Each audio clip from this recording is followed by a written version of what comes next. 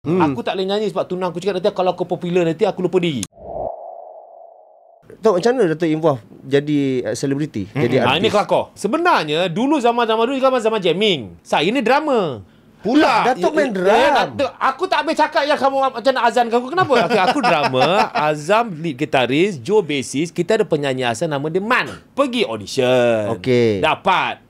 Besok tu Man tu datang. Aku tak boleh nyanyi sebab tunang aku cakap nanti kalau aku popular nanti aku lupa diri. Ini semua pasal awet ni. Dah tinggal bertiga. Alah. Bila tinggal bertiga ni, pergi ke BMG jumpa dengan Dato' Aziz Bakar. Okey. Ketika itu kumpulan Exist dah ada kumpulan rock yang muda. Okey, Okay, so kita cakap kita nak main funk rock. Oh tak payah.